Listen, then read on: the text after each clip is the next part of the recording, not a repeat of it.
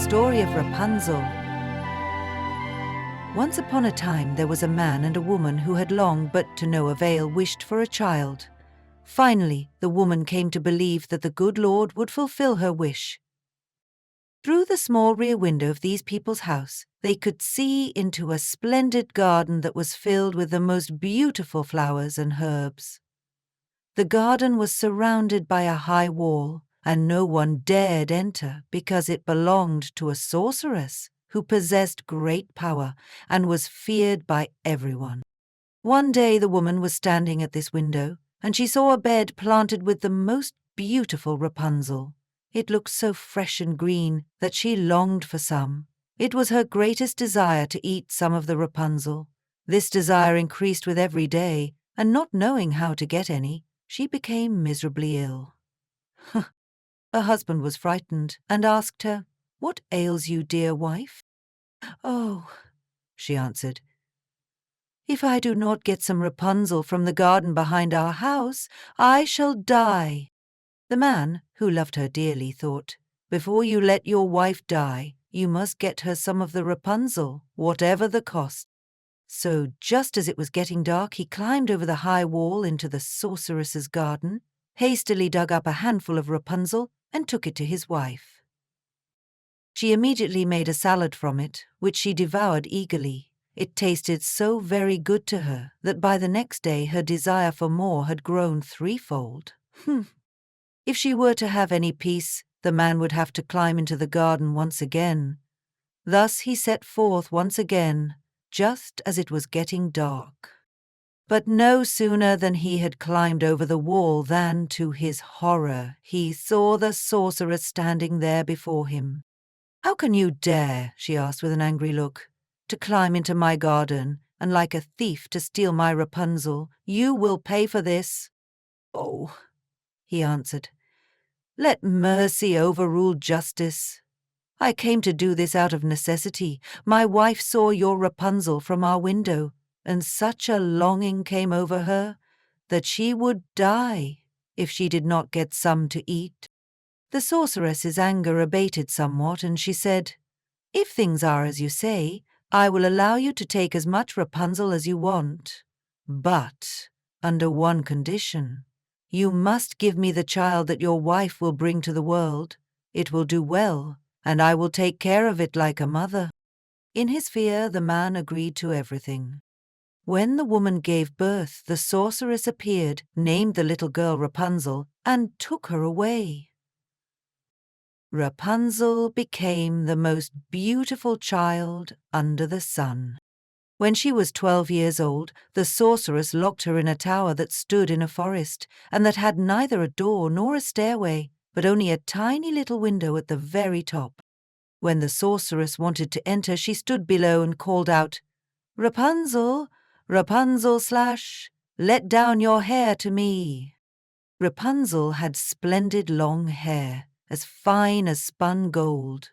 When she heard the sorceress's voice, she untied her braids, wound them around a window hook, let her hair fall 20 yards to the ground, and the sorceress climbed up it. A few years later it happened that a king's son was riding through the forest. As he approached the tower, he heard a song so beautiful that he stopped to listen. It was Rapunzel, who was passing the time by singing with her sweet voice. The prince wanted to climb up to her and looked for a door in the tower, but none was to be found. He rode home, but the song had so touched his heart that he returned to the forest every day and listened to it. One time, as he was standing behind a tree, he saw the sorceress approach and heard her say, "Rapunzel, Rapunzel, lash, let down your hair." Then Rapunzel let down her strands of hair, and the sorceress climbed up them to her. "If that is the ladder into the tower, then sometime I will try my luck." And the next day, just as it was beginning to get dark, he went to the tower and called out, "Rapunzel, Rapunzel slash, let down your hair." The hair fell down, and the prince climbed up. At first Rapunzel was terribly frightened when a man, such as she had never seen before, came to her. However, The prince began talking to her in a very friendly manner, telling her that his heart had been so touched by her singing that he could have no peace until he had seen her in person. Then Rapunzel lost her fear, and when he asked her if she would take him as her husband, she thought, "He would rather have me than would old Frau Gothel." She said yes, and placed her hand into his. She said, "I would go with you gladly, but I do not know how to get down. Every time that you come, bring a strand of silk, from which I will weave a ladder. When it is finished, I will climb down, and you can take me away on your horse." They arranged that he would come to her every evening, for the old woman came by day. The sorceress did not notice what was happening until one day Rapunzel said to her, "Frau Gothel, tell me why it is that you are more difficult to pull up than is the young prince, who will be arriving any moment now." "You godless child!" cried the sorceress. "What am I hearing from you? I thought I had removed you from the whole world, but you have deceived me none the less."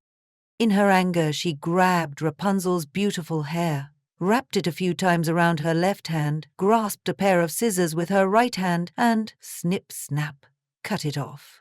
And she was so unmerciful that she took Rapunzel into a wilderness where she suffered greatly. On the evening of the same day that she sent Rapunzel away, the sorceress tied the cut-off hair to the hook at the top of the tower, and when the prince called out, "Rapunzel, Rapunzel, let down your hair," she let down the hair. The prince climbed up, but above, instead of his beloved Rapunzel, he found the sorceress, who peered at him with poisonous and evil looks.